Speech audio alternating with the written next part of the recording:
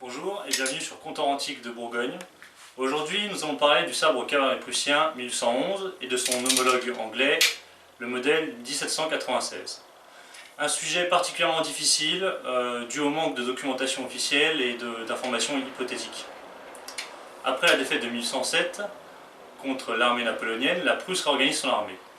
Elle importe donc d'Angleterre le sabre modèle 1796 pour équiper ses hussards. Il sera aperçu rapidement par les hussards de Von Schild et de Blücher. En 1811, il deviendra officiellement le Kavallerie-Sabel 1811.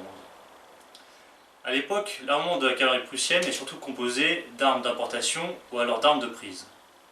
D'après les documents réunis, nous pensons que les premiers exemplaires produits par la Prusse ont été fabriqués à partir de 1830.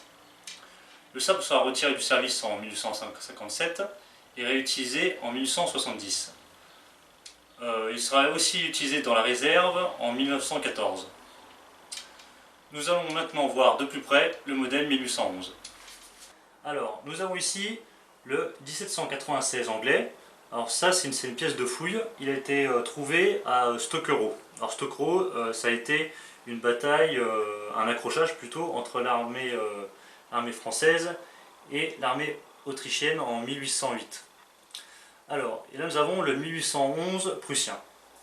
Alors, comme vous pouvez voir, la lame, elle est vraiment inspirée du talvar indien. Vous voyez, alors il est massif et très lourd quand même.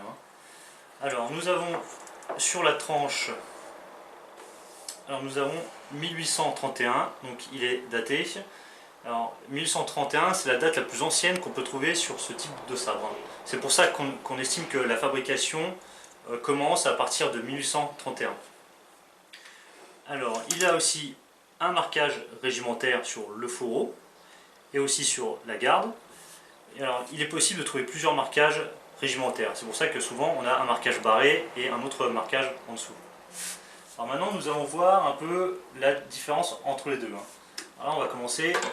Déjà, vous pouvez voir le dard du fourreau. Les extrémités du fourreau, vous voyez, c'est pas les mêmes sur le 1796 et sur le 1811. Sur le 1796, vous voyez que c'est comme si on avait meulé le dard.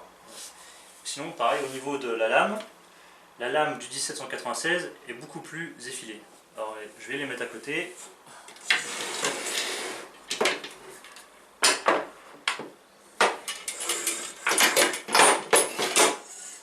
Voilà. Comme vous voyez, la lame est vraiment beaucoup plus effilée. J'espère que cette vidéo vous aura plu. Pour plus de détails, vous pouvez consulter l'article sur mon site internet www.comptoirantiquedebourgogne.com. Vous pouvez aussi nous suivre sur les réseaux sociaux, Facebook et Instagram. Le prochain article sera sur le casque de cuirassier modèle 1874. A très bientôt.